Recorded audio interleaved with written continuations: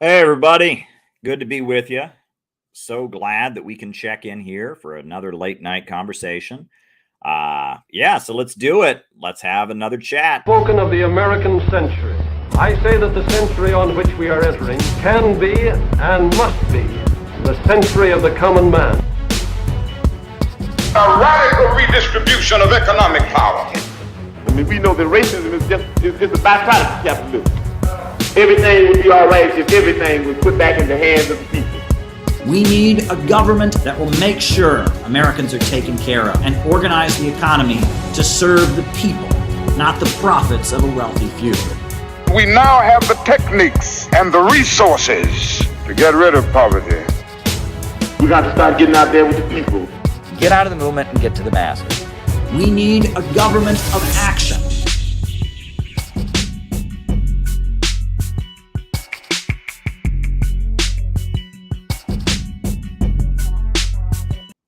Welcome, everybody. I am so glad to be here with all of you tonight. The way we do things on these streams. Of course, David loves the t-shirt because he's the one who sent it to me. And it's a great, great t-shirt. Yeah,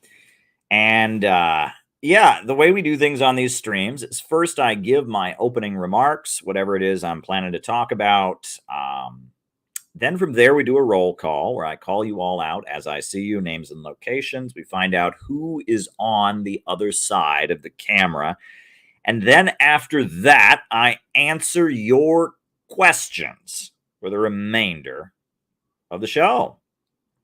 Lori, Cleveland Pirate Alex, good folks in the chat. So the second half of the show is just me answering your questions. That's the way the second half of the show works. And so if you got a question for me, send me a super chat here on YouTube or send me a Rumble rant on Rumble, and I will give you an answer. So quick announcement, just like I've been announcing every morning, on the Center for Political Innovation YouTube channel, we do have morning messages, and people have been doing a great job stepping up to the plate, making morning messages for the Center for Political Innovation YouTube channel. It's a great way that we in our community can support each other, have a message that goes out every single morning, with different CPI members and different CPI friends and allies speaking up and giving people inspiration to start their day with. Start your day with revolutionary hope and optimism. And we now have this great, great option that was created where people can very, very easily send in a morning message through this link that was created by Peter Coffin. You just go directly to this link. And you can upload your morning message. You can upload it, boom, right? You can film it right there, or you can upload the video file from your phone. Very, very easy way to send a morning message. And we do need people to send them. We need people to step up to the plate and create morning messages because we are here to support each other. These are scary, scary times. I cannot wait until this election is over. So we're all trying to get through these harsh times.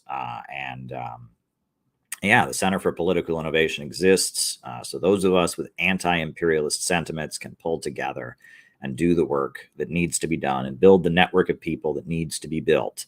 A lot is going on, and we have to stand firm and get through these times. So as I mentioned the other night, it's looking like we're going to have another Korea event in New York City, themed around, hoping that if Donald Trump wins, the talks with North Korea will continue. Details on that are coming. And there's some other projects in the works, possibly a fall workshop for CPI, et cetera. We got a lot going on. Main thing is the morning messages. And, if you join the Center for Political Innovation, you can come on our Saturday afternoon Zoom calls and get involved. We got all of that going on. But the big thing that the CPI is planning, which is quite a ways away, is next summer, July 12th, 2025, we are having the Center for Political Innovation National Convention in Chicago. which will be a huge mega conference. We will not be satisfied with less than 400 people in attendance. We are going to fill up an auditorium. We don't care if we have to bus people in. We don't care if people have to come from around the country. We've got a long time to plan. We're doing it differently than we've done our conventions before. Generally, we have conventions where it's just kind of the people that we know online. Not this time. This time, we are going out of our way to really, really build, to bring in new people.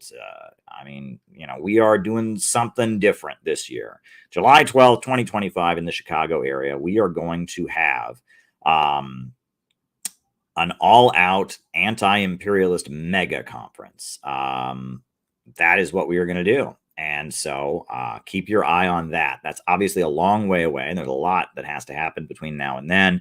Many builder events, many local events, many different things. But mark your calendar for that.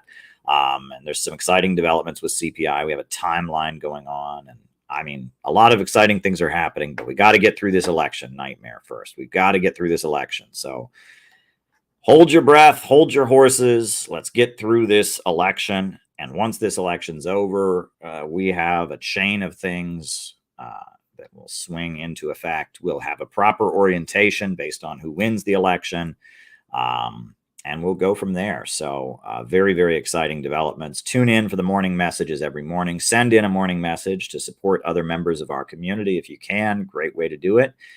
And so just a quick reminder, the way we do things on this channel is that I give my opening remarks. My opening remarks are then followed by a roll call where we find out who's watching and who is on the other side of the camera. And then from there, I answer your questions for the remainder of the show. So send in your questions.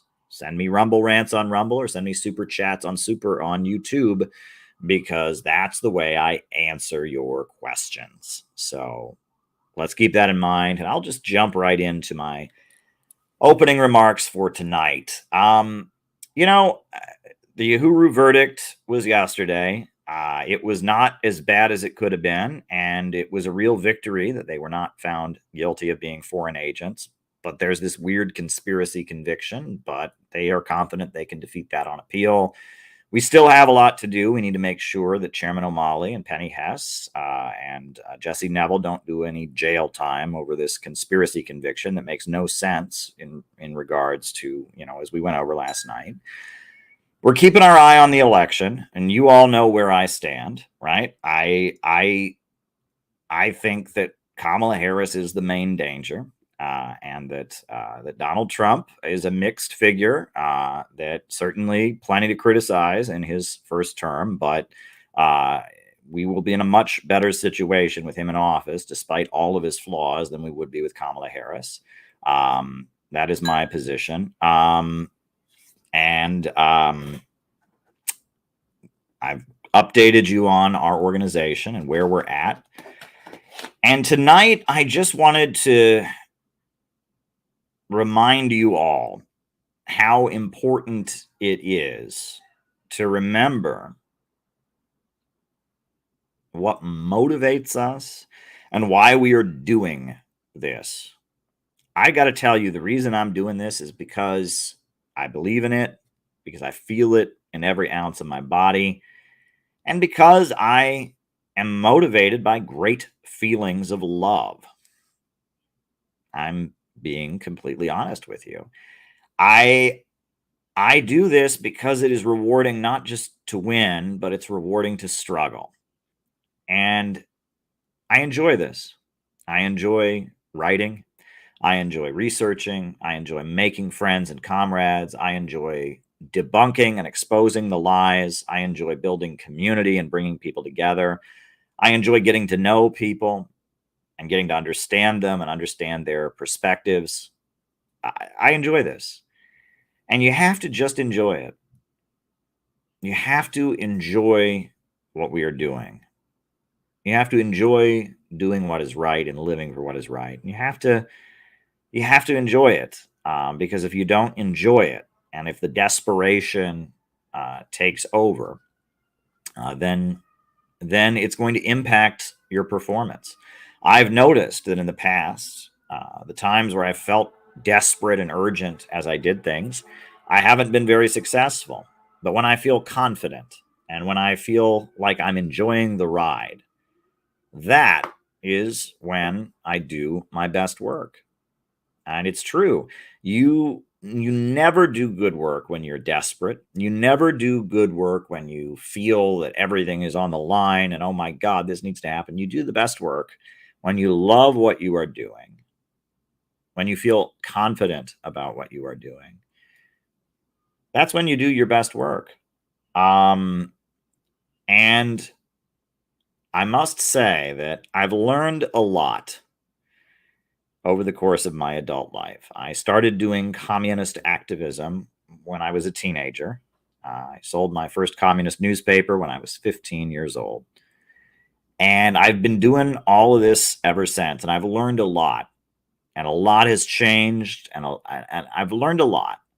And now, I mean, we are in a big moment. I mean, in just the past couple months, we're no longer using the communist label. Not because our position on anything has changed, but because we don't see the futility in appealing to people that are attracted to that label. We are now referring specifically to our beliefs as innovationism, to make clear that we believe in growth, to make clear that we believe in optimism, to make clear that we are not the same as the woke people. And that, and to make clear that the image that comes into American people's minds when they hear the word communist has nothing to do with us. And to also make clear that this isn't the 20th century and that a lot has changed since the end of the 20th century. A lot of things are adjusting right now. Our organization is adjusting the way we operate. And this is all a smooth transition. I am very thankful for Tyler, a member of our community, who exposed me to the writings of Wallace Wattles. Wallace Wattles, his book, The Science of Getting Rich, The Science of Being Great, his works about the life of Jesus. As a socialist, as someone who shares our perspective of building a stateless, classless world based on vast abundance, he puts forward a way of understanding the nature of reality and the way that the world works that has brought me a huge amount of clarity and understanding. And a lot of things are happening right now. A lot of things are happening right now that point to everything that we talk about on these streams.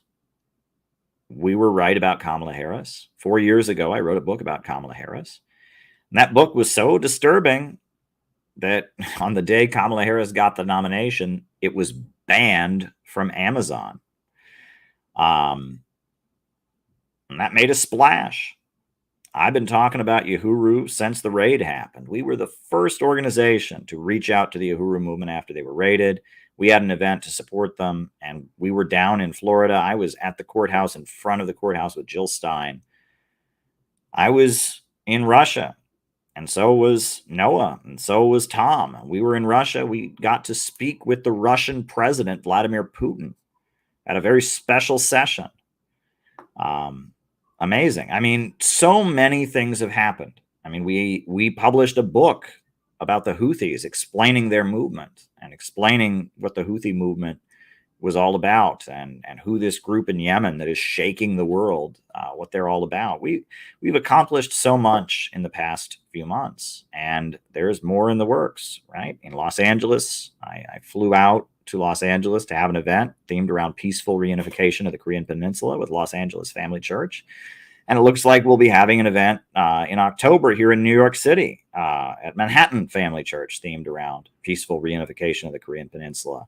And we are doing so much. I mean, and there's so many little things that aren't really worth noting. I mean, we have a new email system, right? We just set up a new email system for the Center for Political Innovation. Again, that's not something to hang your hat on. That's not something to lose sleep over. It's just kind of a nice development to have a new email system that we created. And And, we liquidated our nonprofit, and we're going to reopen the nonprofit, a new nonprofit after the elections. Right now, we exist informally, and we're going to be heading towards that big convention that's happening next spring.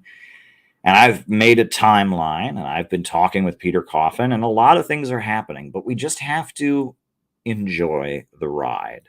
We have to enjoy the ride. And one thing that Wallace Wattles talks about in his work is Wallace Wattles emphasizes that you have to view the world as constantly adjusting and correcting itself, constantly moving toward a state of perfection.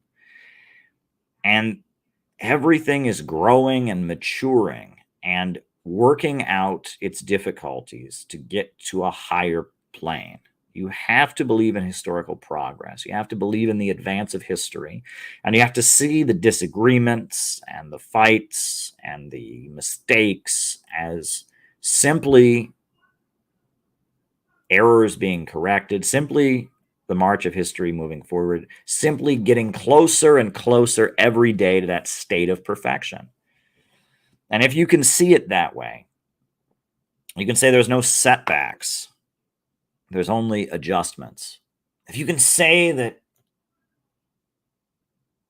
everything is headed in the right direction and that there is absolutely hope for the future, you can face any obstacles. And they've been throwing obstacles at us. I mean, we had the Uhuru verdict that's mixed. You saw my job. There's been a lot of complicated, crazy stuff going on with my job lately. But as of now, I'm okay. From what I understand, there's, some procedures that have to take place, and then everything's fine. But, it certainly was scary to have, my job on TV and my job, being talked about by the State Department the way it is and all of that. And we'll see. I mean, you never know. And you never know about anything. But one thing I have learned in my life is never to catastrophize. That's one thing that we're taught to do when we're young. Some of us by our parents. They sit there and something bad happens, or you are afraid that something bad happens. And then suddenly in your mind, you start thinking about, what would I do if this happened? And then you think of other bad things that could happen. And pretty soon you've taken a possible bad situation, and in your mind, you have blown it up into a completely different scenario that you've dreamed up in your head. That is a very dangerous way for the mind to work. In reality, you're just simply examining the possibility of if one bad thing has happened, but this is a thing that many of us are trained to do, is one thing leads to another thing, leads to another thing, and you don't want to go there in your mind. You want to take things a day at a time, and you want to always have a plan. You want to always be looking toward the future, and you want to always be envisioning things not as they could be, the worst possible scenario, but rather as they should be. You want to envision things as they should be. And as you are striving each day to make them. I remember when I was a kid, I took karate lessons. And, I think they had a special day on the karate lessons where they taught us how to break a board. They had a little thin piece of wood, and they taught us how to break the board with our hand. I remember they said, if you want to break the board, you don't think about hitting the board. You think about hitting the ground below the board. You have two bricks. They prop the board up between them. And you think about hitting the ground below the board as hard as you possibly can. And that's the way we need to view things. We need to be thinking about the successes and the victories that are ahead, not thinking about the challenge of getting there necessarily. We need to be constantly aiming higher. I'm going to quickly summarize our beliefs, because I think our beliefs are very important. And I want to say that if you're familiar with these live streams, you probably know everything that I'm saying right now, and it's just common sense to you. And that's fine.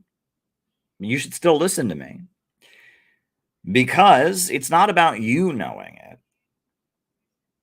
It's about learning to repeat it and explain it to other people. Our beliefs and our understanding of the world might be common in China, might be common on the African continent, but it's not very common here in the United States. Many people do not understand things the way we understand them. And so I am going to lay out the innovationist perspective, the Center for Political Innovation perspective. I'm going to lay it out. And as I lay it out, if you're already familiar with this, you should be thinking, how can I explain this to my coworkers? How can I explain this to my family members? How can I explain this to my classmates? How can I explain this to the people in my neighborhood? And as I repeat myself and say things that I have said many times on these streams, I urge you to be thinking about how you can communicate these ideas to the people in your life. And maybe you can explain these concepts in a way that I cannot. Maybe you can make it clear and people can hear you in a way that they could not hear me, right? And that when you're listening to someone, you're not only listening to what they say, you're listening to how they say it. And you should be thinking about what I am saying as I'm saying, and think about how you can say it. Let's talk about how we see the world.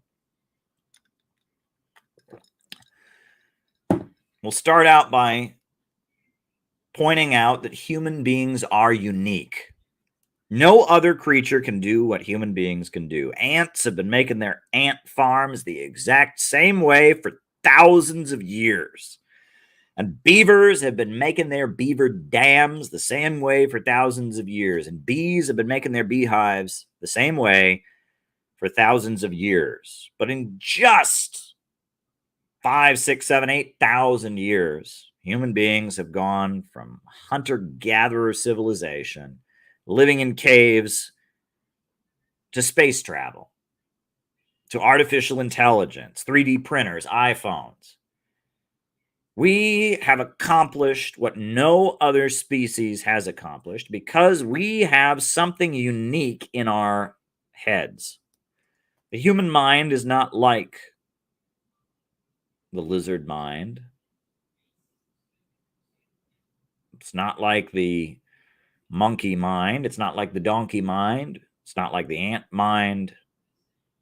The human mind might physically resemble these things, but we have the ability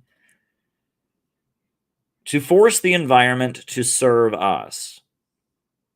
Every other species simply interacts with their environment in kind of a give and take way. But human beings have the ability to master the environment, to force the environment to serve us, and to constantly be doing so in a more efficient way. And that is the uniqueness of humanity. We remold the world around us. We have creative power. We have the ability to innovate. And this defines humanity. And if you want to view this in a Marxist materialist sense, you can say that this is what defines mankind as a unique animal that can do what no other animal can do. If you want to view this in the Socratic and Platonic sense, you can talk about the soul in addition to the body, and how the philosopher, is trying to liberate the soul from the body, as Plato laid out in his famous Phaedo essay, or his Phaedo dialogue that he gave as he was dying, the Socratic dialogue. You can lay that out. Or you can talk about this in a spiritual sense. You can talk about the soul and how God is the creator, and we have within us a spark of creative power. We, like God, have creative abilities. God is defined as the creator, and we are creative. And we are creative in a way that no other species is. And that defines us. And with our creativity, we are constantly moving to a higher mode of production. Hunter-gatherer civilization gave way to feudalism, or gave way to slavery. Slavery gave way to feudalism. Feudalism gave way to capitalism. And capitalism was a great advance over feudalism. And this is one thing that many defenders of capitalism will point out as if this is somehow something that those of us who are critical of capitalism don't recognize. They will say capitalism has raised a lot of people out of poverty, has advanced technology over what existed before in feudalism, and they are correct. And socialism will be a great advance over capitalism. And eventually, the goal is to create a world of vast abundance where there is no more want, where there is no more hunger, a world in which there is no more poverty. And as a result, there is no inequality. And as a result, there is no need for a government or a state. And people can just do what they feel like doing and take what they need from society because there will be so much. The springs of cooperative wealth will flow more abundantly. And human beings have the ability to get there because we are constantly perfecting and advancing, and our creativity and our ability to reinvent our environment is constantly expanding. But right now, there's a problem, which is that we live under a system where technological advances and the reduction of the role of human labor in production leads to greater poverty. I continue to hear Kamala Harris talk about a housing shortage. There's a housing shortage in America. There is no housing shortage in America. What is she talking about? There's no housing shortage. I live in New York City where there's 3 empty housing units for every homeless person. You walk through Detroit and you will see block after block after block of empty foreclosed homes. You go to Pittsburgh, you go to Gary, Indiana, you go to Minneapolis, you go to Chicagoland. There is no shortage of housing. In fact, there's vast abundance of housing. There's loads of housing in this country, but it's empty. And the price of housing continues to rise. What's going on? Why in the world would anyone even think of talking about a housing shortage? It doesn't make any sense. Why would they talk of a housing shortage when there's obviously so much housing? Well, they talk of a housing shortage because the cost of living is rising and inflation is making it so our wages go less and less further every day.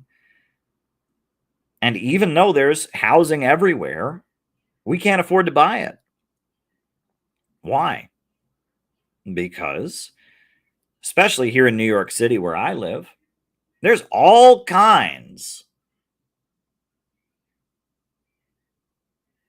of housing that millions of dollars are made off of without anybody living in it. It's called real estate speculation. The landlord buys the property and he waits for the market to go up. And then he sells it and he makes millions of dollars. And he doesn't have to provide housing for anybody. And even if nobody rents it, he still makes millions of dollars. This is called real estate speculation. And this happens in almost every major city in the world. Speculation refers to wealth that is created without any real value being added. Karl Marx referred to it as fictitious capital. And we live in the age of fictitious capital. Fake wealth. Wall Street derivative rip-off schemes. Real estate speculation. There's all kinds of money being made that is not attached to any real physical value. This is just one of the many problems of our economic system. We live in a system where production is organized for profit, where the centers of economic power, the banks, the factories, the industries, are privately owned and operated to increase revenue, profits for their owners. And as a result, we have a society where people can become homeless because there's too much housing, where people can become hungry because there is too much food. I've told many times on these streams the infamous, famous coal miner's riddle. The little boy says to his father, "Why is it so cold?" The father says, "Because I can't afford any coal to heat the stove." Little boy says to the father, "Why can you not afford any coal to heat the stove?" He says, "Because I lost my job at the coal mine. I was laid off." He says, "Why were you laid off from your job at the coal mine?" He says, "Because there is too much coal." Self-driving cars, something that Andrew Yang has talked about endlessly, should be a miracle. Labor-saving technology, the chore of driving is no longer necessary. The cars will drive themselves. That should be a great thing to celebrate. Look forward to the day that nobody ever has to drive again because all the cars just naturally drive themselves. Except we're not looking forward to that day. Now, are we? In fact, we're quite terrified of it. Because if that day happens, the result will be mass unemployment. Millions of truck drivers out of work. Millions of Uber drivers out of work. Millions of traffic court employees out of work. Millions of gas station employees out of work. It is not going to be a good day when the cars can drive themselves, but it should be a good day when the cars drive themselves. There's nothing wrong with self-driving cars. It would be a great thing. Why should technological advancement lead to poverty? Because we have an irrational economic system. And in order for human technological advancement to continue, the banks, factories, and industries, and the centers of economic power should be forced to work in the interests of society as a whole. We need a rationally organized economy so that the artificial restraints on human growth and creativity can be lifted, and we can advance technology and see our living standards rise as human beings march toward the goal of a world without scarcity. It is time to overcome the irrational and artificial restraints on human growth imposed by the capitalist market system. And we don't live in the era of regular capitalism. Capitalism began with factory owners and factory workers. It began with, the marketplace, etc. We live in the era of imperialism. We live in the age of ultra monopolies and bankers that dominate the global economy. We live in a world run by ExxonMobil, BP, Shell, and Chevron, Bank of America, General Electric, Chase Bank, HSBC Bank. We live in an era where we are dominated by Google, Microsoft, Facebook. We are dominated by ultra monopolistic corporations that are not based simply in this country, but are loyal to a gigantic international system. And right now, they have determined at the World Economic Forum and at the Council on Foreign Relations and in the Asia Society and many other places, even back at the Club of Rome in Italy, they've determined the way to preserve their system in order to keep their system going. The only way their system can overcome this contradiction between human technological advancement and the poverty it creates, they have determined that in order to save their system, they need to impose heavy-handed degrowth.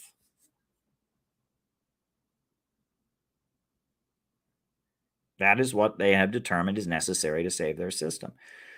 There's a great book called Fascism and Social Revolution by R. Palm Dutt that explained this very thing happening during the Great Depression. They had the same problem because of Henry Ford and assembly line production. Human beings were reduced, their role at the assembly line was reduced, and there was economic catastrophe. And as a result, you had uprisings of working people around the world, but you also had the rise of heavy-handed repression and fascism. You had a transition to a heavy-handed authoritarian state and forcible degrowth, the creation of a slave labor economy as a way to try and maintain the profits of the rich amid this irrational problem of technological advancement and poverty created by abundance. We live in the era of imperialism and imperialism in decay, of global financial institutions, capitalism in its monopolistic stage. And around the world, there are a number of countries that have broken free from this system. The first was in 1917. You had the Russian Revolution. And in one of the poorest countries in Europe, when World War I was going on, the workers said, we don't want to fight in the war. We're going to turn our guns around. We're going to make war against the war makers. And they overthrew the Tsar in February. And then in October, they overthrew the capitalists and they established a working class government. And the government that took power in Russia said that the main focus in the world should be opposing imperialism. And almost immediately after the Russian Revolution happened, they had a meeting in Baku in Azerbaijan called the Congress of the Peoples of the East. And at that meeting, Lenin and the Bolsheviks gave military support to a very conservative monarchist Muslim named the Amir of Afghanistan. And that guy wasn't a communist. And that guy wasn't a socialist. That guy didn't agree with him on very much. He was a conservative monarchist, but he was fighting the British Empire. And the Russian Revolution saw itself as a revolution against imperialism.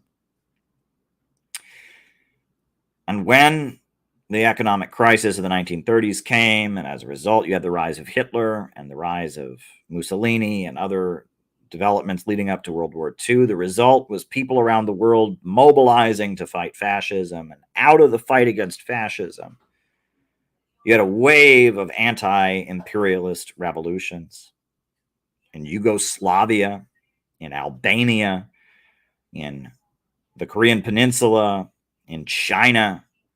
People all across the world broke out of imperialism. And really what imperialism had done to China, and what imperialism had done to the Korean Peninsula, and what imperialism had done to Africa, and what imperialism had done to South and Central America, was it had forced them into a state of poverty. It had kept them poor. It had prevented them from developing their own industries. It had forced them to import their products. It had used them as captive markets. It had stolen their raw materials. Imperialism had kept the bulk of humanity in a state of poverty. But starting with 1917, expanding with the Second World War, and then the 1949 Chinese Revolution, and especially in the 1950s and 60s, there was a wave of anti-imperialist movements. We had Kwame Nkrumah in Ghana, the great African leader. You had Muammar Gaddafi in Libya, the leader of the Islamic Socialist government of Libya.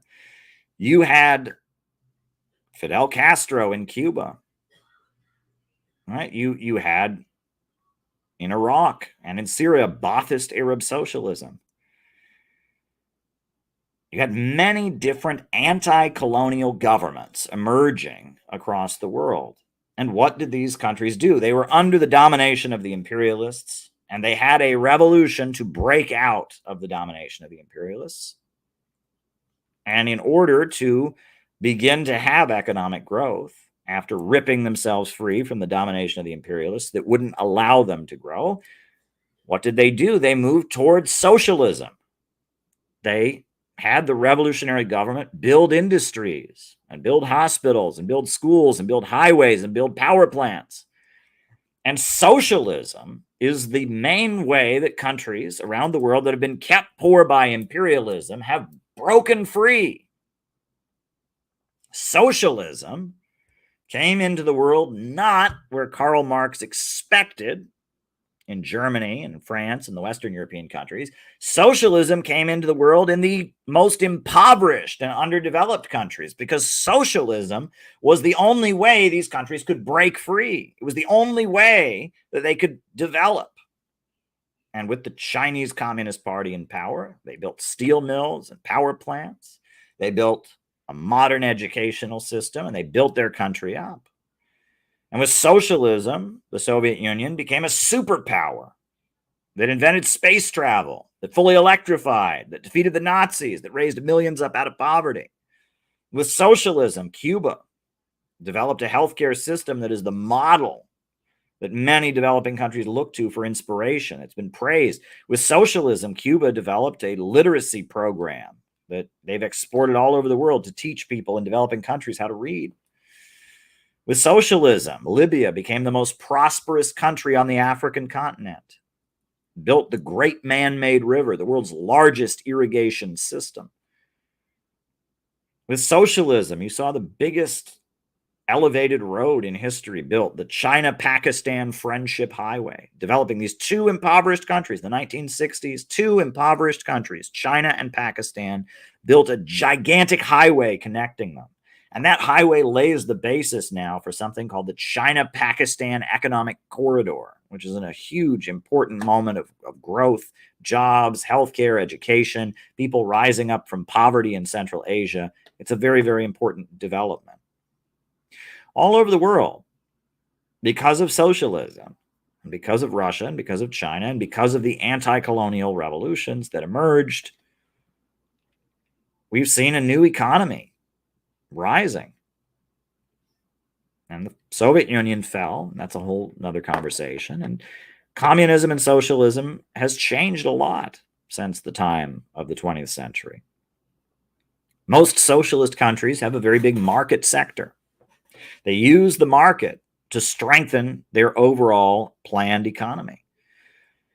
Many socialist countries have stopped being hostile to religious faith and said that they are friendly to Christianity. Nicaragua has a socialist government where their slogan is Christianity, socialism, and solidarity.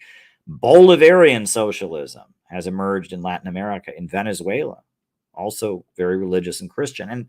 And socialism has changed.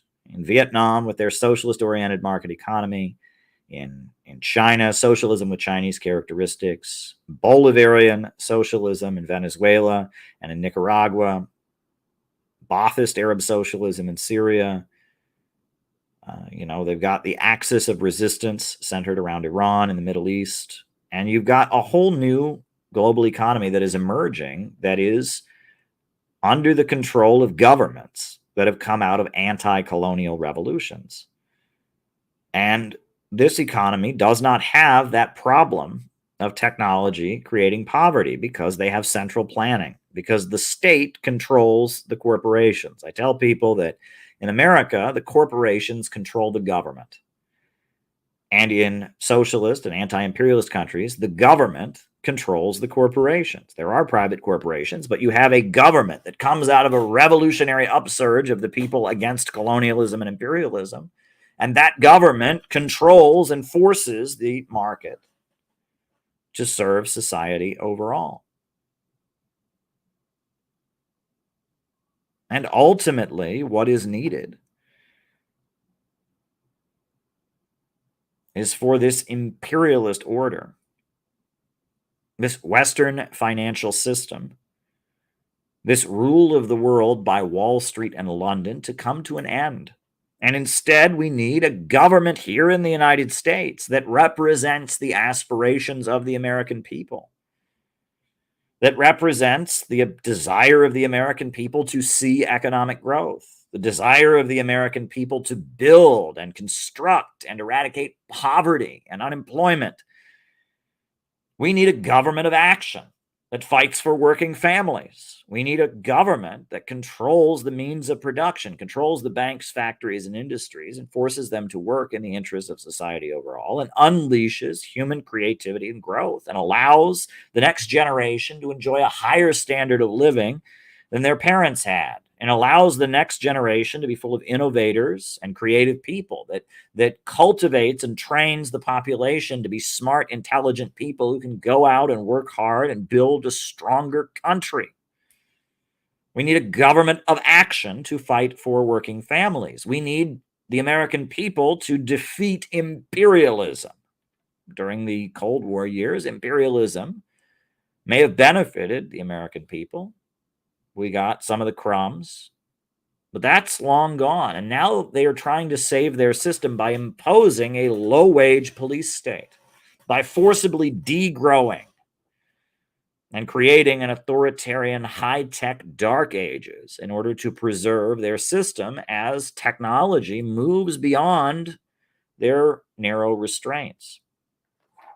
And what we need to do is we need to build a mass popular movement, a movement of people who are willing and involved in the governing process and who demand that society control the means of production and control the economy so that growth can no longer be restrained. Imperialism must be defeated right here in the center of the empire. We need a government of action to fight for working families. We need a state that is actively mobilizing to defeat the power of Jeff Bezos and Bill Gates, and is instead organizing to secure economic growth in our neighborhoods and our communities, and to empower small business owners, to empower working people, to put our natural resources under public ownership, to establish a national bank that lends strategically in the interest of the whole country. We need a government that rebuilds the infrastructure of the country. We need a government that invests in the population. We need a government of action to fight for working families, to unleash human growth and creativity. And this message that we put forward, right, this 10, 20 years ago, 50 years ago, we would have called it socialism or communism, and everyone would have recognized it for what it is. But a lot of things have happened. And nowadays, there's a lot of confusion, and so we don't call it socialism or communism because the socialist and communist countries of the world have changed. They're not as they once were. And on top of that, there's a lot of people running around calling themselves socialists or communists who don't believe this. They don't believe what I'm telling you here, right? This is pretty basic. This is Marx. Society takes control of the means of production, centralize the instruments of economic power. I mean, this is pretty basic stuff, but this is not what a lot of people believe. I will tell you that any type of socialism, I mean, there's a lot of socialism floating around these days, but any type of socialism that is based on jealousy and resentment is not helpful, right? Our issue with the ruling class is that the banks, factories, and industries are owned by them. And as a result, society is distorted and people are increasingly impoverished and they enrich themselves by making other people poor. But we are not against wealth. We are definitely not against wealth. But AOC, the leading socialist in Congress, she says her goal is to abolish billionaires. Abolish billionaires. Well, that's not what we want to do at all. We want everyone to be a billionaire. In fact, we want everyone to be far richer than a billionaire is in our time. Socialism is not about making people poorer so it's fair. Socialism is about getting rid of a situation where a small few enrich themselves by making everyone else poor, and laying the basis for poverty to be completely eliminated by a vast expansion of human creative power. And on top of that, there's a lot of people who think socialism is a worker cooperative scheme, right? It's that we start a business and we share the profits. Well, if that business is still functioning according to profit, still competing with other businesses, it still has this problem of human labor being replaced by machinery and as a result, fewer people needing to be hired at this cooperative enterprise. All the problems of profits in command are not eliminated. If profits are still in command of a cooperative entity, you still have all the built-in irrationality of the capitalist market. And so it doesn't really help now, does it? Socialism is about eliminating the irrationality of the market so that human growth and human creativity can expand. And this is what they believe in Vietnam. This is what they believe in China. This is what they believe in Nicaragua. This is what they believe in Cuba. This is what they believe in communist countries. These countries became communist, became socialist, so they could control their means of production and roll out 5-year economic plans from the government in order to make the country wealthier. But there's a lot of people who really almost believe a caricature. I was told in school that communism is a bunch of people that think there's some people are rich and some people are poor, and that's unfair, and so we want everyone to get paid the same. And that is what a lot of fools walking around speaking in the name of socialism believe, and we don't believe that. There's a lot of people who believe communists are against wealth. They think money is bad. They think wealth is bad. They want people to be impoverished. And that's not what we believe. That is what a lot of people believe. In fact, there's a whole school of thought about degrowth, promoting degrowth and promoting having less. Less is more, all this stuff. Well, this is not what we believe. And what we believe, wanting society to control the economy so that growth is no longer restrained and human creative power soars to astronomical new heights, what we believe, even though it's in line with what communist governments around the world believe, and even though it's in line with what the global anti-imperialist movement believes, it is so contrary to what is believed by the left and by the people that are rolled out by social media and rolled out by mainstream television and such to speak in the name of these movements, that we have decided we have to call ourselves something different. We have to call ourselves innovationists so that no one thinks that we're the same as them, just like the Bolsheviks stopped calling themselves social democrats because they were doing something different. In 1917, there was a social democratic movement in Russia that supported World War I. Well, the Bolsheviks were against World War I. And so when Lenin got to Russia in April of 1917, he said, let's start calling ourselves communists so that no one thinks we're the same as those social democrats that have betrayed people and sold them down the river. Well, we're at the point that we have to call ourselves innovationists. Because if we call ourselves communists, people are going to think we're a Kamala Harris fan club. People are going to think that we're woke, cancel culture, pink-haired idiots, that we're degrowthers, that we're advocates of chaos and violence and tearing people down. We are not that at all.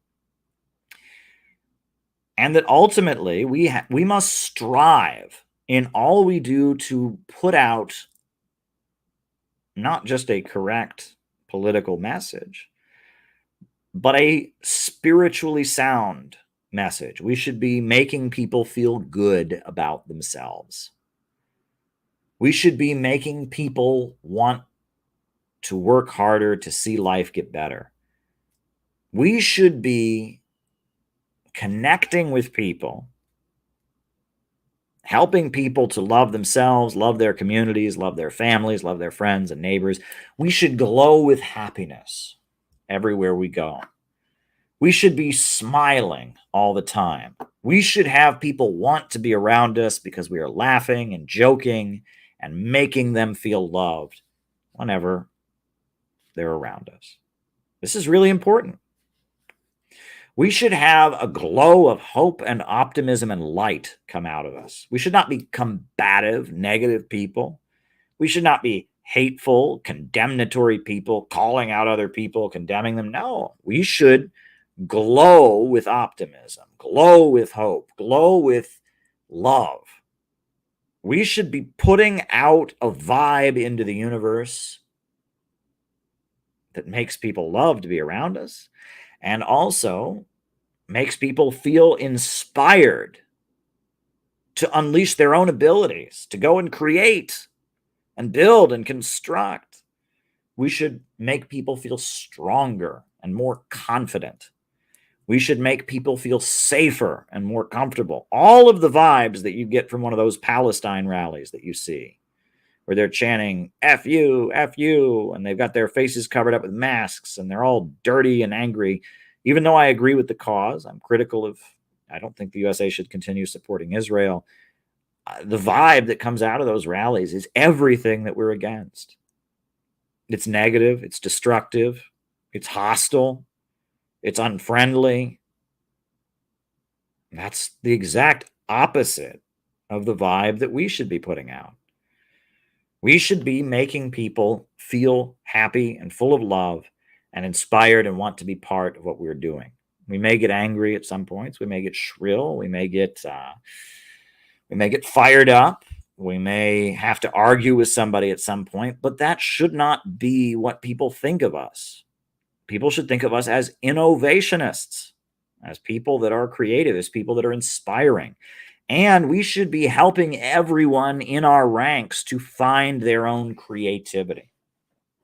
What is your project to promote anti-imperialism? What is it that you do to promote anti-imperialism? What is it you do to help raise money for our movement? What is it that you do to help engage with people about these ideas, or build solidarity with Uhuru, or build solidarity with Russia and China, or educate people? You should have your own project, your own mission. You should have it. I'm not here to tell you to shut up and listen to me and bow before me and glorify me. I'm here to help you find out what you can do to find your own creative voice, to find your own potential and your own strength, to make your own contribution in the struggle to get beyond imperialism and grow. That is my job. It is not my job to get you to be impressed with how amazing I am. It is not my job to make you feel less than me because I'm just so smart and I've read so many books. That is not my job. My job is to make you as effective, as successful, as confident as you can be. That is my duty to you.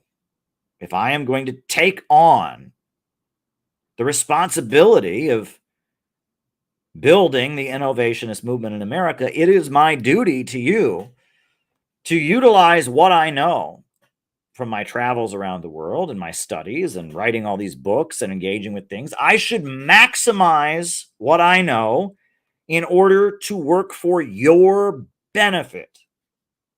That is what I should do. I should try to make you a better person with my experience and with my work. I should try to enlighten you. I should try to help you find your own strengths, your own talents, your own voice. That is what I should be doing.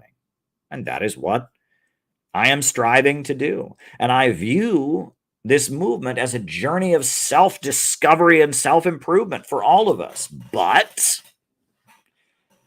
I will point out that in order to go outward, you've got to go inward.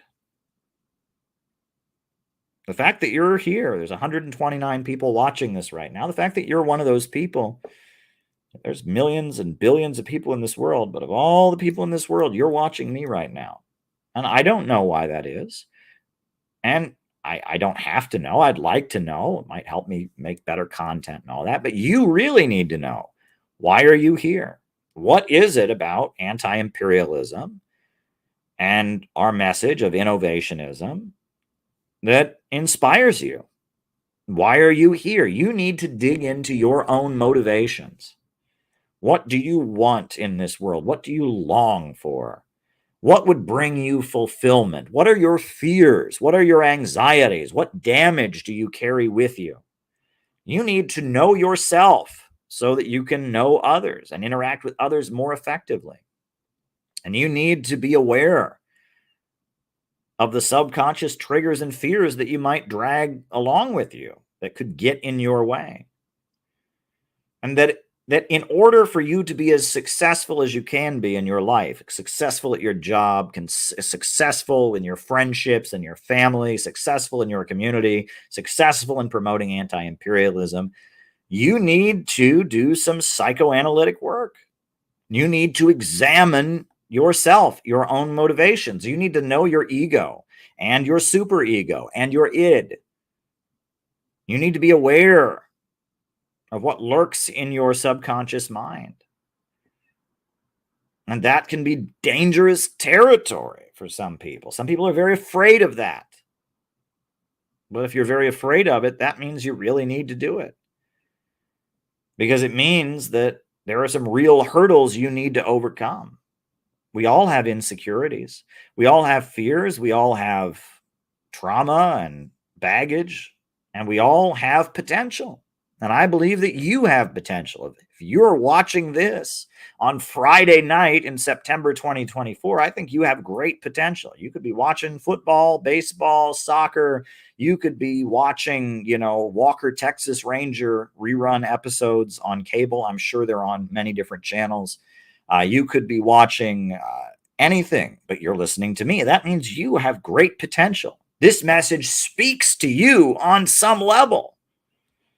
That means there's something inside of you that really attaches to this message. And look, of all the socialists you could listen to a negative socialist, a socialist comedian tear people down, a socialist hater spew out a lot of hate and resentment. You could listen to someone full of rage and contempt and negativism and pessimism tell you that climate change is going to kill us all and that we're all going to die and it's hopeless.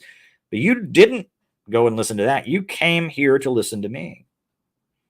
And that means that you have great potential. And my job is to help you discover that potential. But your job is going to have to be to look inward to find what blocks might be getting in your way. What might be preventing you from being as successful in your life and successful in your organizing as you need to be.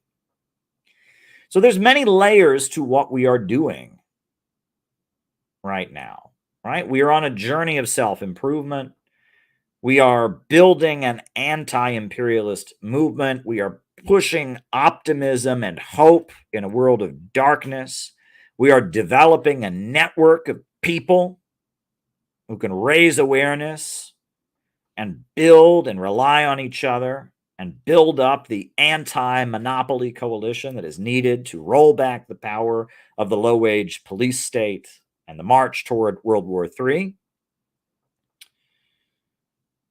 There's a lot that is going on, and we've got to take it one bit at a time.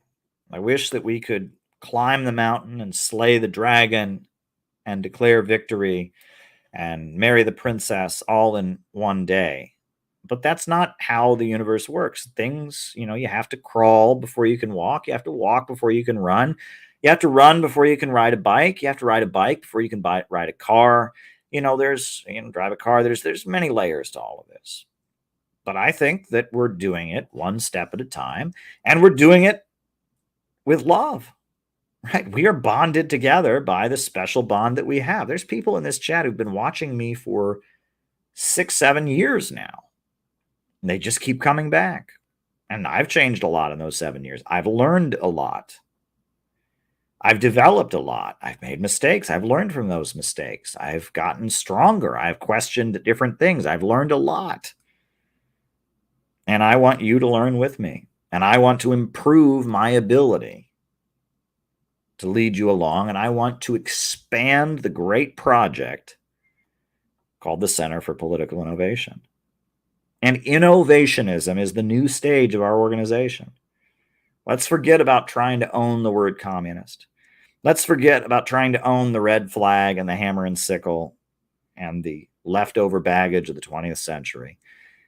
And let's focus on those optimistic, happy vibes. Let's focus on the anti-imperialism and tech optimism and real economic message of our movement. Let's focus on the personal relationships that hold our movement together.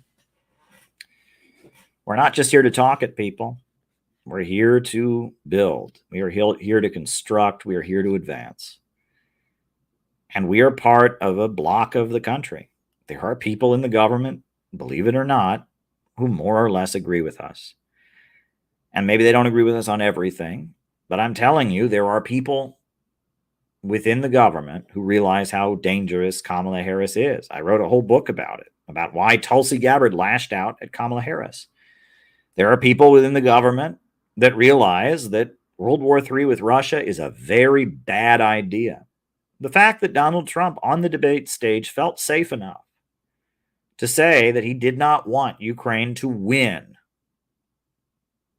Think about it. Donald Trump, he's running for president. He could say, oh, yeah, I want Ukraine to win, just to please them, but he doesn't do that.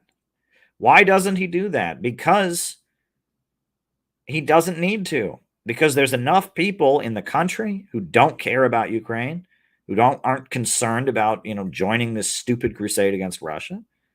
And there's enough people within the government itself who feel that way, that Donald Trump doesn't feel that he needs to even pretend to say, oh, yeah, I want Ukraine to win. He says, I want to stop the killing. And enough people, that message resides with enough people. There's enough people in the country, and the polls show it, that Donald Trump can get up there and say, I don't care about if we win in Ukraine. I just want the killing to stop. That is so important. That is so important.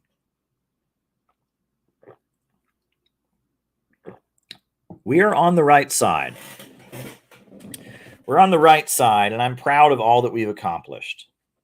And I am very confident that we are going to win, because that is the way that history is moving. That's the way things are lined up. I'm confident that we will be victorious. But every day I'm reminding myself to take a deep breath and enjoy the journey as much as I enjoy the destination. We're going to have a lot of fun at our convention next summer. It is going to be a wild few days in Chicago. I hope you're taking time off work. I hope you're arranging your travel.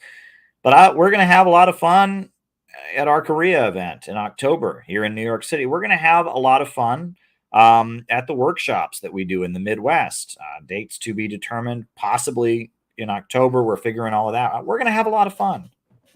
We're going to love what we do. We're going to bond with each other. We're going to have each other's backs. We're going to support each other. We're going to enjoy the ride. And we're going to be light and hope and laughter in a world of darkness, pessimism, rage, and division. That's what we're going to be. That's what we need to be. And we're going to take knowledge from different places, and we're going to build, and we're going to construct, and we're going to have a movement, a real movement of people that can rely on each other, out of the fake movement, out of the so-called movement, off of the internet and to the masses, out of the movement to the masses. That's what we've been saying all along. And that's what we're going to do. We're going to dare to struggle. We're going to dare to win. And we are winning. We are winning. So on that note, folks, now I will do the roll call. Names and locations. Names and locations. Who is with us tonight? Names and locations. Names and locations. Who is with us? Names and locations. Who is with us tonight? I will call you all out as I see you. Who is with us? We got Bob in Troy, New York. Mr. Wonderful in Quanos. Okay, this is okay. Very good. Names and locations. Names and locations. Jenny Lynn in Cincinnati. Welcome, Jenny Lynn. Welcome, welcome, welcome. Master Jack in South Africa. Alex in Brazil. Ryan in Kansas City. Anthony in Detroit.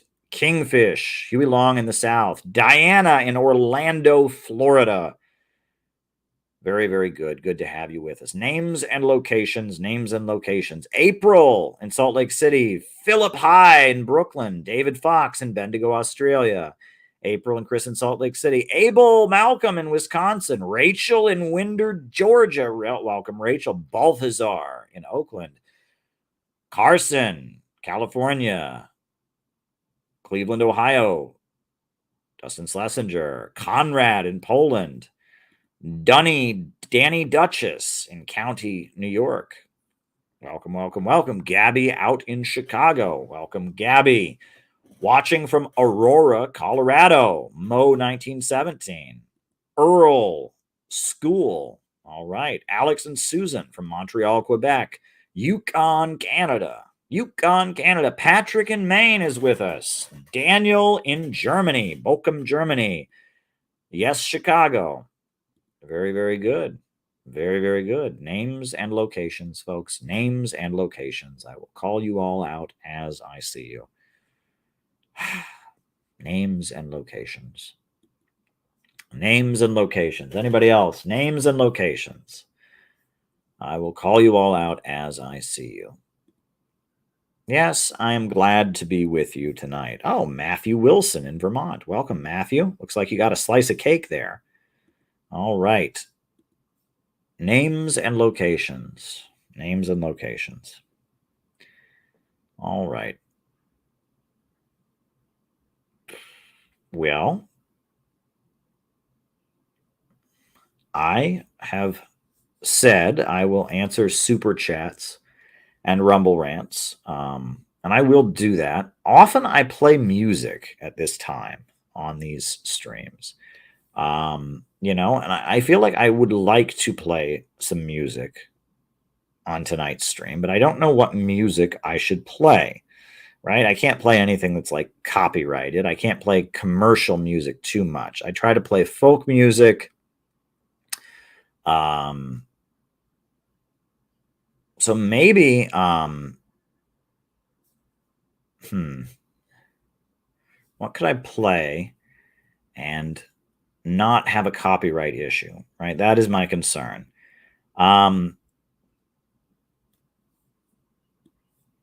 All right, let me do, I like sea shanties for some reason.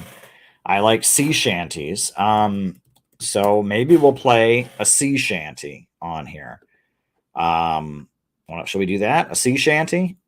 All right, we're going to do a sea shanty. I like sea shanties. Those are songs that were sung by sailors. So I will put on some songs sung by sailors. If people have more super chats to send in, by all means, submit them. You know, send them if you can. And yeah, we'll put on some sea shanties. We'll put on a sea shanty. So I think this is a sea shanty. It's a very common one. It's called the Wellerman. And I guess this is a choir performing the Wellerman, right? Which is a sea shanty about whaling. So we'll do that one. Maybe we'll play another one after that. And then I will answer. But if you have any super chats, send them on in.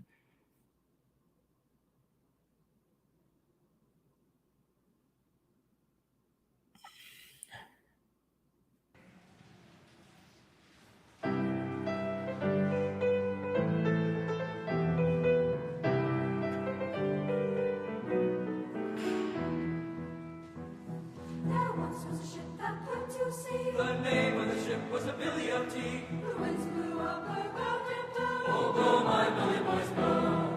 Soon may the weatherman come to bring us sugar and tea and rum. One day when the talking is done, we'll take our leave and go. She had not been 2 weeks from shore when down on her a right whale bore. The captain called all hands and swore he'd take that whale in tow. Soon may the weatherman come to bring us sugar and tea and rum. One day when the talking is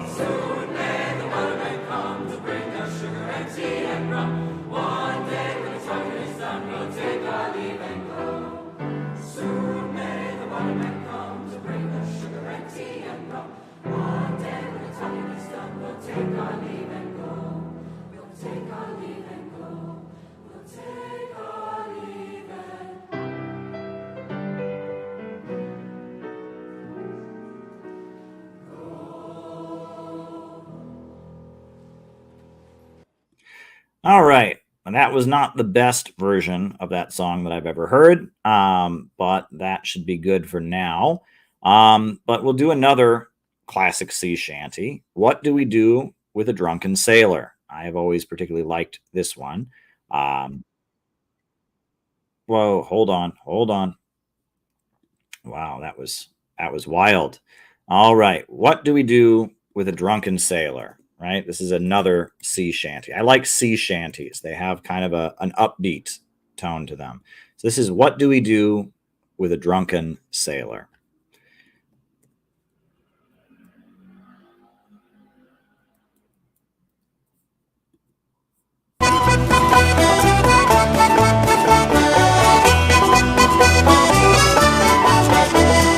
What do you do with a drunken sailor? What do you do with a drunken sailor? What do you do with a drunken sailor? Early in the morning, hooray up she rises, hooray up she rises, hooray up she rises, so early in the morning. What do you do with a drunken sailor? What do you do with a drunken sailor? What do you do with a drunken sailor? Early in the morning. Put him in a longboat till he's sober, put him in a longboat till he's sober, put him in a longboat till he's sober, early in the morning. Hooray up she rises, hooray up she rises, hooray up she rises, so early in the morning.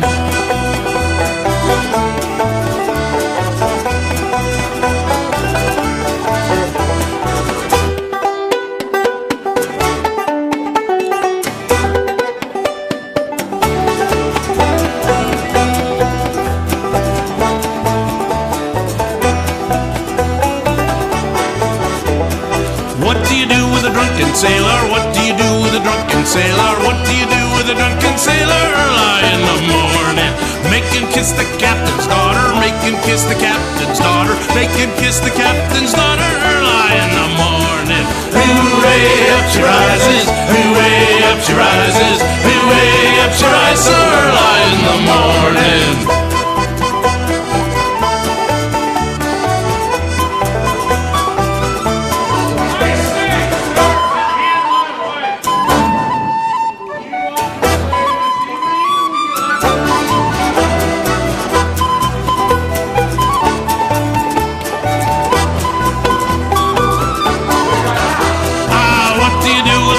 Sailor, what do you do with a drunken sailor? What do you do with a drunken sailor? Early in the morning. He ain't never seen the captain's daughter. He ain't never seen the captain's daughter. He ain't never seen the captain's daughter. Early in the morning. Hooray up she rises, hooray up she rises, hooray up she rises, so early in the morning.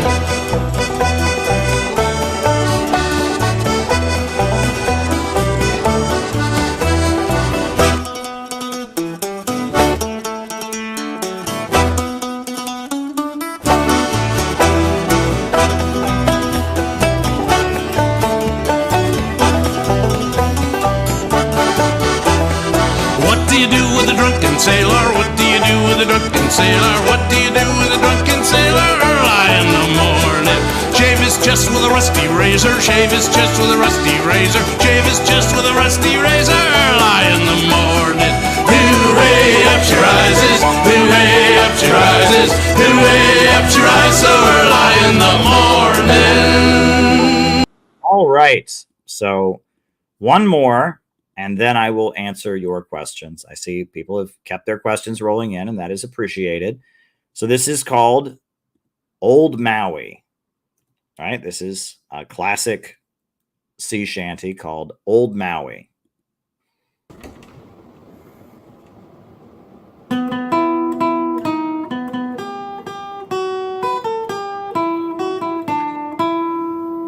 It's a damn tough life, full of toil and strife we whalermen undergo. And we don't give a damn when the gale has stopped, how hard the wind did blow. We're homeward bound, 'tis a grand old sound on the good ship taut and free. And we don't give a damn when we drink our rum with the girls of Old Maui. Rolling down to Old Maui, me boys, rolling down to Old Maui. We're homeward bound, from the Arctic around, rolling down to old Maui. Once more we sail with a northerly gale through the ice and sleet and rain. And them coconut fronds in them tropical lands we soon shall see again. 6 hellish months we passed away in the cold Kamchatka Sea. And now we're bound from the Arctic around, rolling down to old Maui. Rolling down to old Maui, me boys, rolling down to old Maui. We're homeward bound from the Arctic around, rolling down to old Maui. We heed the lead where the old Diamond Head looms up in old Wahoo. Our mast and yards are sheathed with ice, and our decks are hid from view. The horrid tiles of the sea-cut ice that deck the Arctic Sea are miles behind in the frozen wind since we steered from old Maui.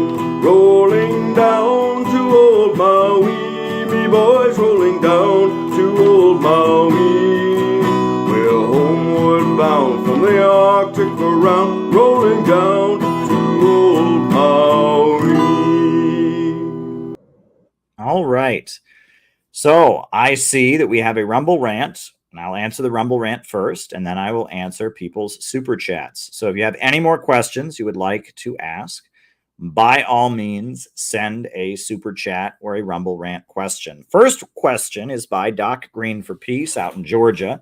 She asks, why do you think that leftists who understand the imperialist nature of the U.S. cling to the belief that there's absolutely nothing good about Trump? Well, unfortunately, I would say that most leftists don't understand the imperialist nature of the U.S. Unfortunately, a lot of people who get interested in communism think that imperialism is a policy. Imperialism is something a country does. And I see this constantly. I try not to look at communists on social media because they're just so clueless and arrogant. Mark Twain used to talk about how there's a unique combination of ignorance and arrogance in the American people. And that, your typical 20-year-old who gets into communism is really into dressing up like Che Guevara and really into, putting on a communist hat and, telling you how revolutionary they are. And they really don't understand the concepts at all. But they're very smug and arrogant about it. And most of them, I will see them say things like, I think Mao was good, but when he took over Tibet, that was imperialist. And it's like, Now, if imperialism is a system, and you think Mao in China was good, how could him taking over Tibet be imperialist? And that they think imperialism is a policy, right? And they don't know what it is. They don't understand that imperialism is a stage of capitalist development, and it's monopolistic. That's the first thing. And in addition, they emphasize aesthetics over substance. And this is constant, right? I do understand actually, but I find it really disappointing that there are all kinds of so-called communists who don't support Russia and Ukraine because they heard on TV that Putin is bad, right? Never occurs to them mainstream media could be lying. And they are happy to wave Ukrainian flags, happy to echo U.S. foreign policy. But they are adamant that they are so much more revolutionary than I am because they would never wave an American flag. That's racist. American flag is racist. And that is that there is a focus on aesthetics and symbols rather than substance. And Donald Trump talks against communism. Donald Trump surrounds himself with American flags. Donald Trump says a lot of things that are not the aesthetic, the tone of voice that, young communists are looking for. So they don't seem to really care what his positions are. And this is really common, right? Again, I have gotten a huge amount of endless hate. How dare I? I'm a white nationalist, and I'm an imperialist because I wave an American flag. I stand with all the forces around the world that are resisting imperialism, and these people don't. But I wave a flag, and that's what being opposed to imperialism is about. It's about opposing a flag, right? And that's what communist internet stuff has become. So for them, Donald Trump is aesthetically, he's not a communist. I mean, he's not. First of all, Donald Trump. Was commander in chief of U.S. imperialism. He's a wealthy capitalist. And in no conceivable way is Donald Trump a communist, but he represents one faction of the lower levels of capital, that doesn't agree totally with where the globalist faction, the upper levels of capital, are taking things. And he's more invested in the U.S. economy. There's a division in the ruling class. Trump, has his problems, but there's a fundamental difference between Trump and Kamala Harris, and there just is. And Donald Trump is the lesser of two evils. Donald Trump is the better candidate. And they focus on the aesthetics. They focus on the words he says. They focus on the imagery, the feelings he gives them, not the actual substance. And that's why there's such anger at me for waving an American flag. That's why there's so much anger at me for being a Christian, right? Again, they don't seem to understand that what it's about is opposing imperialism. And imperialism is a system. And there's forces around the world that are resisting imperialism. And Donald Trump is more likely to negotiate with those forces and give them a better deal than straight up go to war with them and create hostility. And that Donald Trump, one country that should be very important to anti-imperialists is North Korea. And Donald Trump went to North Korea, the first American sitting president to ever go to North Korea. If you're concerned about substance, you can see that Trump has, despite his flaws, some very redeeming qualities, some good things that he did on the Korean Peninsula, some good things that he did on Russia, and he certainly takes a better stance on Ukraine. But people don't care about substance; they just care about aesthetics. These people, the problem. This is why I don't want to continue trying to recruit people who are attracted to the label of being a communist, because people are attracted to communism for bad reasons. They didn't become a communist because they understand what imperialism is and why it must be opposed. They became a communist because they like the image of a red flag. They like being bad, right? And that's the issue, right? And this is just a continuous problem. And that's why we just have to move away from recruiting communists. We need to recruit people who believe in economic growth. We need to recruit people who love their country and their community, and we need them to understand that imperialism is what we're up against, and we need to build an anti-imperialist movement that glows optimism. And this is part of our whole transition. And that, I think you get it, but there's just an endless amount of ignorance and arrogance from such people. And there's just, at the same time that there's this huge amount of ignorance and arrogance from these people, there is a concern only with symbols, only with how things make them feel, and not real substance, right? Not the real substance of the issue. So there you go. Hope that is helpful. So now I will start answering super chat questions. And I saw that another one came in. Keep them rolling in. I'll answer them. What are your thoughts on the Haitians in Ohio? They're sending immigrants here to give them slave wages and replace us Americans. And are they eating cats? So here's the thing. When I was in Ohio, when I was growing up, there were a lot of Salvadoran immigrants. There were a lot of Mexicans. I do not remember there being a lot of Haitians in Ohio. But that's a new development. I remember, my little town in Ohio, there was a soccer field at one of the community colleges. And on Sunday, you would drive by the soccer field and there would be hundreds of people. And they were, immigrants who worked at nearby farms and other things. They would all assemble at this soccer field that was just open, at this community college. They'd all play soccer there on Sunday. And they were from El Salvador and they were from Mexico. And yeah, I don't remember Haitians, immigrants. I met Caribbean folks and Haitian folks mainly when I came to New York City. I didn't, I mean, there were some in Ohio, in Cleveland, maybe, but I don't even remember meeting any Haitians. I met Africans. There were certainly people from Africa in Cleveland, but I don't even remember meeting Haitians in Cleveland. So this development of Haitian communities in Ohio, I mean, I'm sure there's always been some, right? I mean, these things exist, and there's people from all kinds of different places and such. One thing that I do remember is, like, by the time I was a senior in high school, we started to have families from India, which we did not have before. And that there were a couple of kids of Indian descent at my high school. And those hadn't existed before. So I mean, we are becoming more diverse as a country. I know the whole cat thing is contested, and I mean, you got to vote for Donald Trump. You've got to vote for Donald Trump, because if not,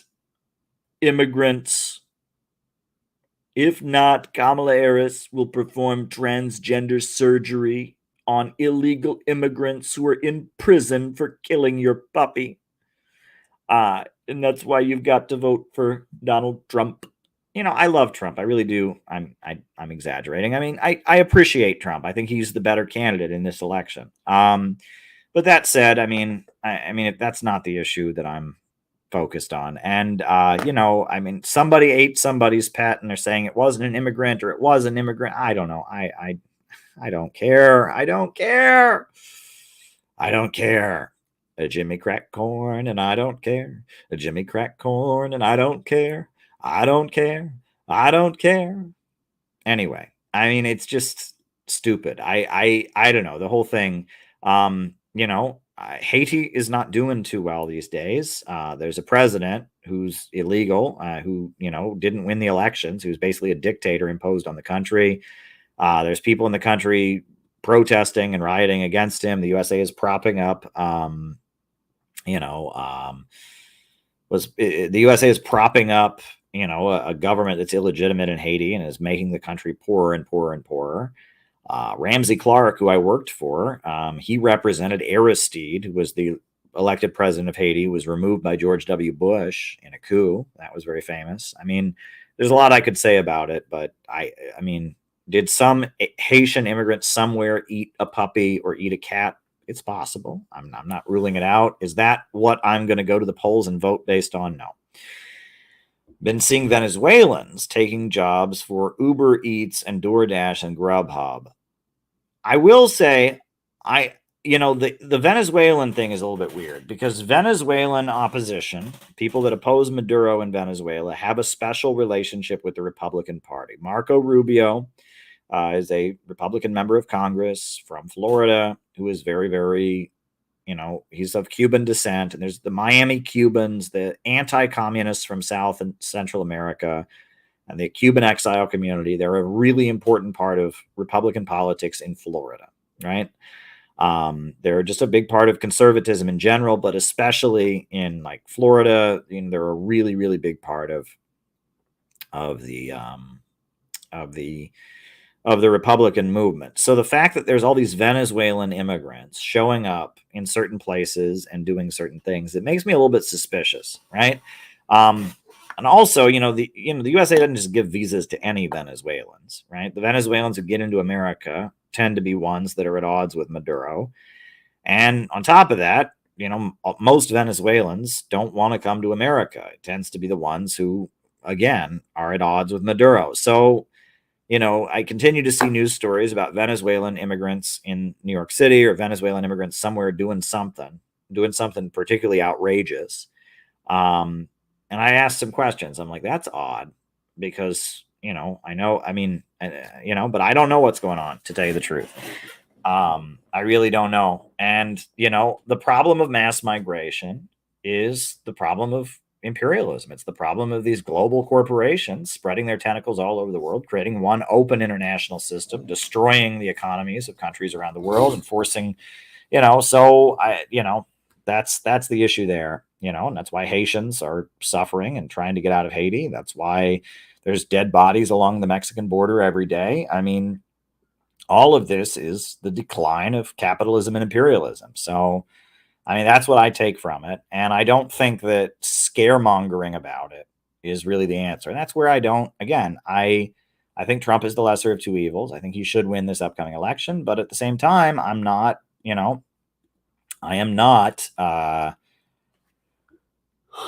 excuse me, I am not, just a blind apologist for Trump. I think there's many things that he did as president, many things he says that I disagree with.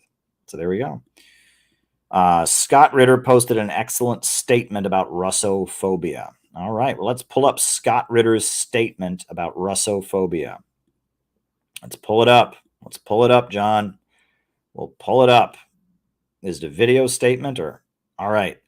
Tonight, at the invitation of Russian Ambassador Anatoly Antonov, I will attend a concert at the Russian Embassy. The concert will feature the music of Nikolai Rimsky-Korsakov as well as Sergei Kosenko. To be honest, I am not one normally drawn to events such as this. I grew up appreciating rock and roll more than classical, and researching Rimsky and Korsakov's work in preparation for tonight's concert. However, it turns out that I was more familiar than I had thought. The Song of the Bumblebee was instantly recognizable, as was music from Scheherazade and the Snow Maiden. Russian culture had penetrated this American boy without him even knowing it.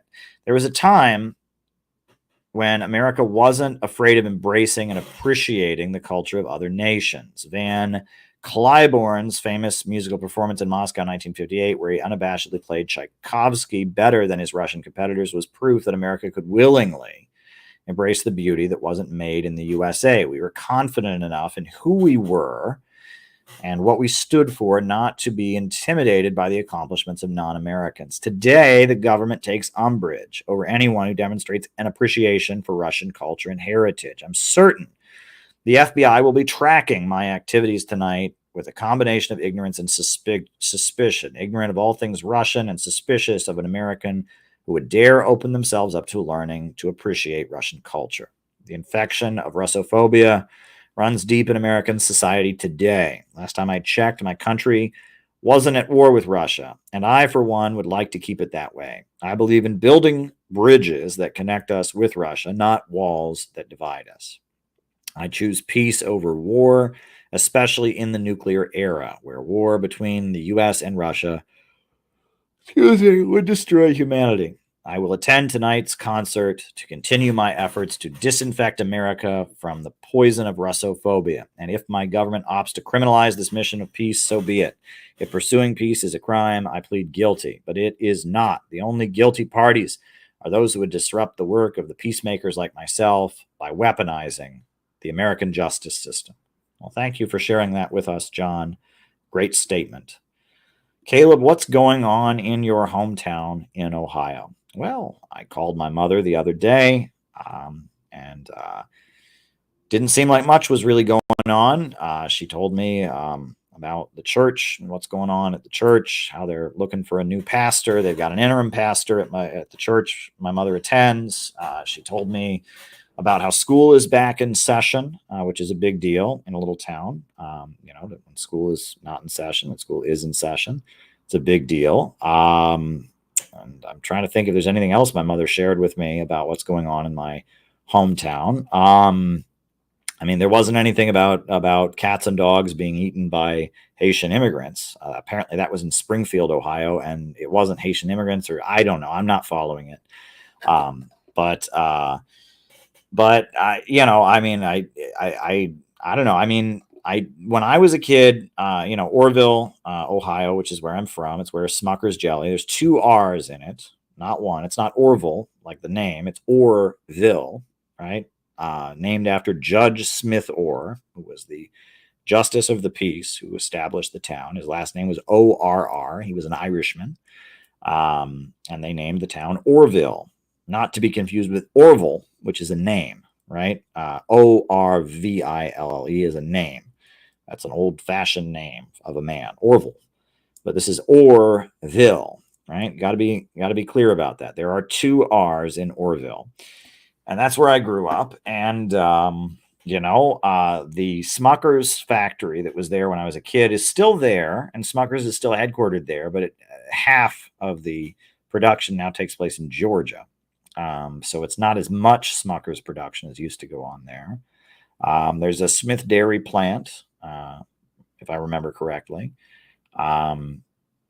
The school is known for its very good football team. We won the state championship in Ohio when I was, and I think it would have been the year 2000, maybe 1999. When I was a kid, we won the state championship. The town really loves its football team. My high school graduation, we made a really big deal about how we beat Worcester. So that, Worcester, every year we play Worcester, which is a nearby town. We have a football game. They're in a different league, in a different conference than us, but we still play them every year in football. We have a game that is the rivalry, the classic game. Like the last game of the football season is Orville versus Worcester, and it's a big deal in the town. So there you go. That's Orville. There we go. Is there something that I missed? Did something big happen in Orville lately? I'm going to Google this, right? I'm going to type Orville in. Maybe I missed something big, right? Orville. Brave hero. Orville Police Department's first canine, Freddy, dies. So the police department's first dog, Freddy, died. That is the top headline. From Cleveland 19 News. So the police dog died. So there you go. You thought it was going to be dog bites man. It's actually police dog dies. But he wasn't eaten by Haitians. He was not eaten by Haitians. So let's be clear about this. Don't want anyone to accuse me of spreading disinformation now. What else? Orville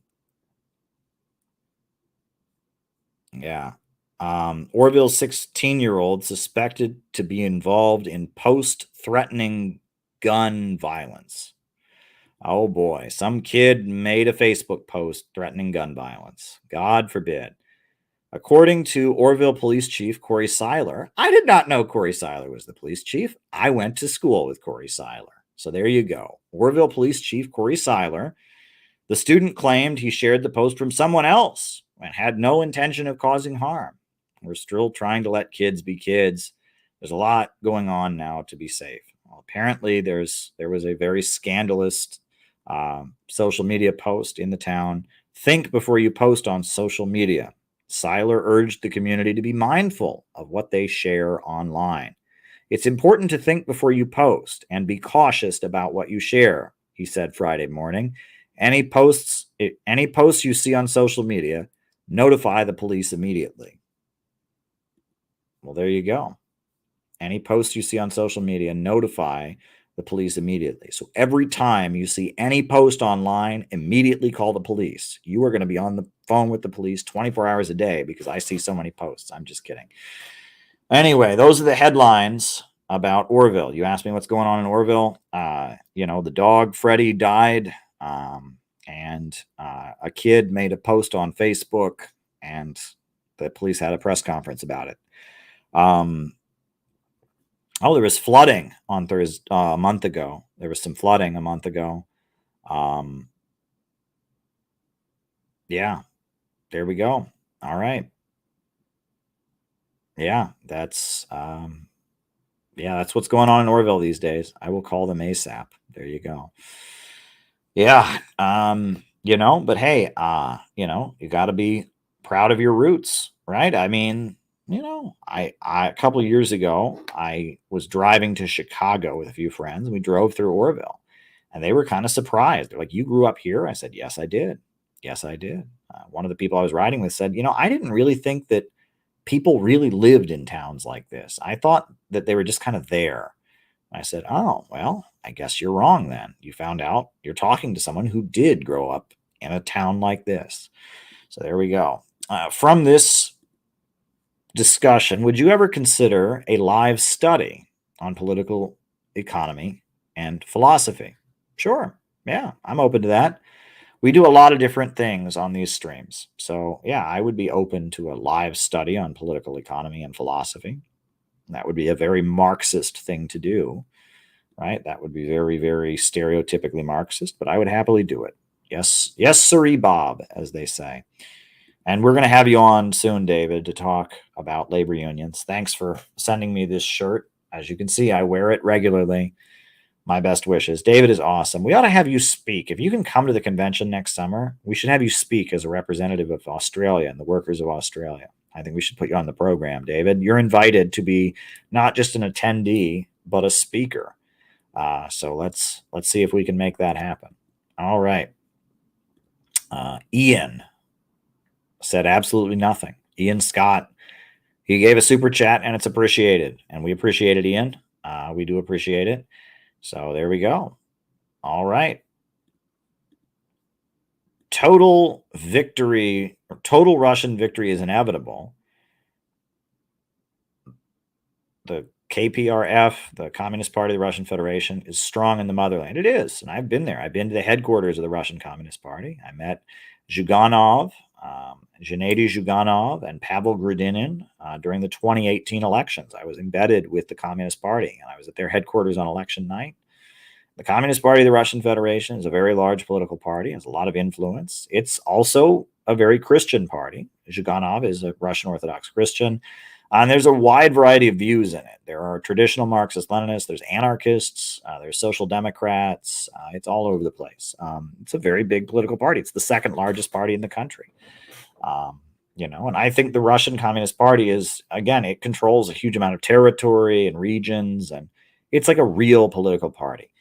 In America, very few communist groups have ever really represented a base among the population. The Uhuru movement in St. Petersburg, Florida, and in St. Louis, Missouri, they represent a real base. They're worth studying, right? The Black Panthers in the 1970s, the Communist Party USA in the 30s, they represent a real base. But, there's a lot of parties that are just very silly, but the Communist Party of the Russian Federation is a real party. So there we go. DJ Caleb, keep your head up, comrade. Well, thank you, Red Maze. I do the best I can. Again, my attitude is that it's always better to stream than not stream. And so tonight I was like, what am I even going to talk about? I just named it Friday Night Stream because I couldn't think of any news hook or anything. I just thought, hey, I'll just come on here and lay it all out there for all of them. And I did. And here I am. So there we go. Ken Freeland says, Caleb, your criticism of worker cooperatives strikes me as glib and inaccurate. Would you consider challenging Richard Wolff to a debate on the question? No, I'm not going to challenge Richard Wolff to a debate because Richard Wolff is my friend. He and I worked together in the New York City RT studio for many years, and he respects my views, and I respect his, right? Richard Wolff has been doing this a really long time, and he knows a lot. And he understands that the worker cooperative thing that's what he's doing. And he understands that's not what most Marxists have done, right? Most Marxists have advocated a planned economy, right? And he will defend China, despite China not doing the worker cooperative thing, right? And Richard Wolff, he understands that what he's doing, he's taken things in one direction, and I've taken them in another. And he respects that, right? And that Richard Wolff is Richard Wolff, and I am myself, and we respect each other. And I'm not against worker cooperatives, but that's not the definition of socialism. And in fact, the greatest examples of worker cooperatives are in socialist countries, right? For example, Nicaragua has thousands of worker cooperatives that function very well as part of their planned economy. The most successful worker cooperative in the world is called Huawei Technologies from China. It's a Harvard Business Review called it an example of profit-sharing working. The collective farms in the Soviet Union are worker cooperatives, right? And worker cooperatives are fine, but they're not what socialism is. Socialism is the elimination of profits in command, and all the problems of the capitalist market still exist if that's all there is. You need worker cooperatives in the context of a planned economy.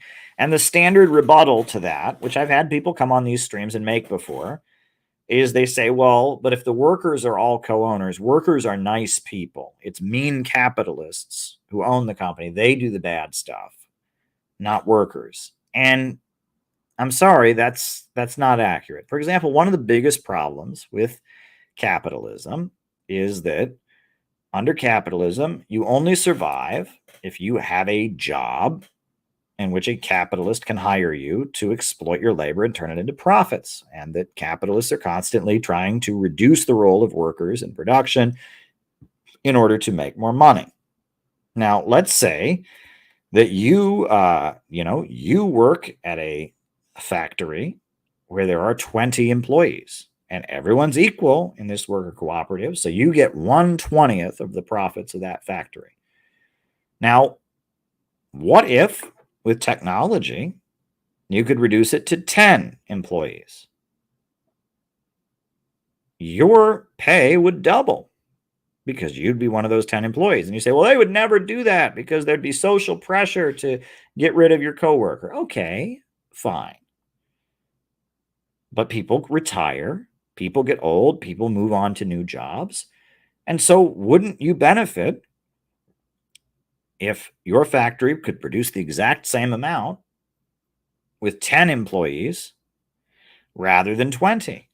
And maybe you wouldn't be an asshole. You're insisting, oh no, the workers are not evil capitalists who are greedy. Well, actually, they are the capitalists if they're the owner, right? They are operating means of production that's privately owned in order to maximize their profits. So they would be the capitalists. But you're saying that because there's a group of them, they won't be greedy. And it's like, okay, but they'll still have an incentive for there to be less workers there, right? Think about it, right? I mean, what if you had a private prison? There was a prison for profit, but all the guards owned a share of the private prison. Would that solve the prison industrial complex problem? What if what if the companies that make drones and tanks and bombs, all the workers got a share? Would that then eliminate the problem of the military industrial complex? And the technology issue, it's like, it's still production organized for profit, even if those profits are shared. And in the context of imperialism, and this is where it gets really tricky, right? Where American companies spread their tentacles all over the world and seize the world as captive markets, right? Okay, General Electric dominates the economy of the world. Countries around the world are prevented from developing their own electronic innovation and technology. Would that change if all the American employees of General Electric were shareholders? Wouldn't they still want as many people around the world to buy their products as possible? Wouldn't they still want countries around the world not to develop their own electronics companies to get in the way? I mean,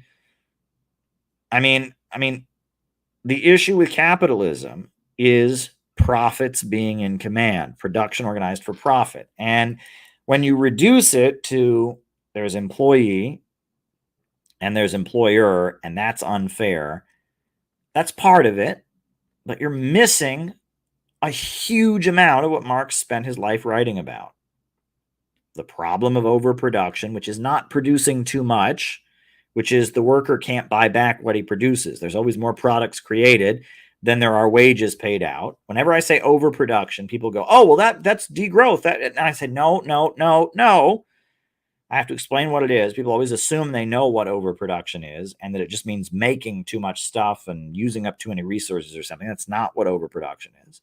The tendency of the falling rate of profit, which is that only human labor power can produce profit, right? The profits are extracted from human labor, right? There's all these problems that aren't addressed by that. Just fixing it's unfair employees and employers, it doesn't resolve it. And in fact, weird worker cooperative schemes in which production is still organized for profit are a big part of fascism. The Mondragon cooperative in Spain, right? It's a big thing. They always talk about the Mondragon cooperative. That was part of Franco, right? Francisco Franco, the fascist dictator of Spain. he called his economic model, his fascist economic model, he called it national syndicalism. He said, oh, you can't have communism. That's not loyal to the nation. We'll have national syndicalism, where the labor unions, the fascist labor unions, and the fascist bosses will be brought together to work things out in a council that runs the factory, right? Nazi Germany was national socialism, right? Fascist Italy was the corporate state, where every factory, the workers in the factory elected a representative, and the owner of the factory was represented. And then you had a fascist party leader, and they sat in a room together and they ran the factory together.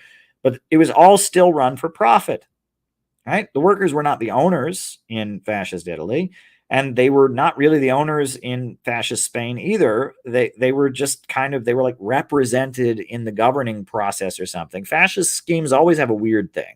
And honestly, I think that part of degrowth fascism in the United States might be some weird situation where, we all work for Amazon, except instead of getting a paycheck, we get a share of the profits, based on what the stock does that week, right?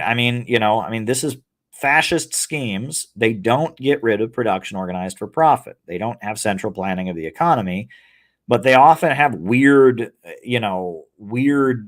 class collaboration aspects to them. And if you go read R. Palm Dutt and his great book, Fascism and Social Revolution, he talks about this. So the struggle for socialism is the struggle to eliminate production organized for profit and get humanity beyond the artificial restraints on human creativity imposed by that. It is not simply a struggle to make employers and employees equal, or break down the unfair division between employers and employees. And we don't live in a world of factory owners and factory workers. We live in an era of imperialism.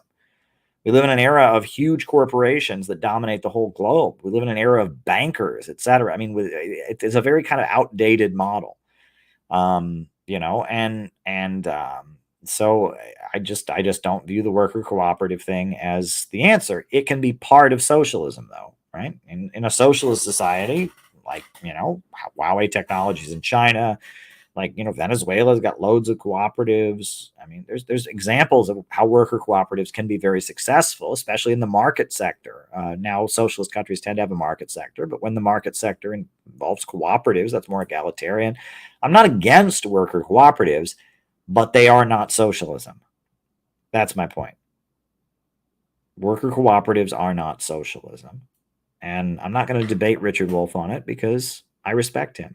And because, again, this debate bro culture is not the answer. I will debate other people about various issues, but I'm not going to debate Richard Wolff on that issue, because Richard Wolff is anti-imperialist. He's good. He defends Russia. He defends China. Richard Wolff, we don't agree on everything, but I don't see him as an enemy. I just see him as somebody who focuses on different things, and I respect him. He's taught me a lot. I actually learned a lot from Richard Wolff. So, he's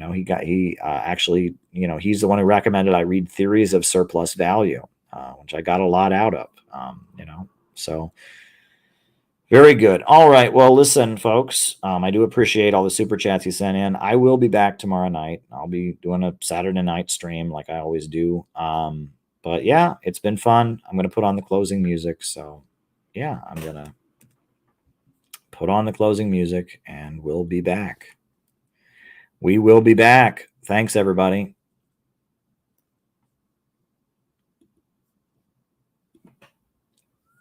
New upsurge in the struggle against U.S. imperialism is now emerging throughout the world.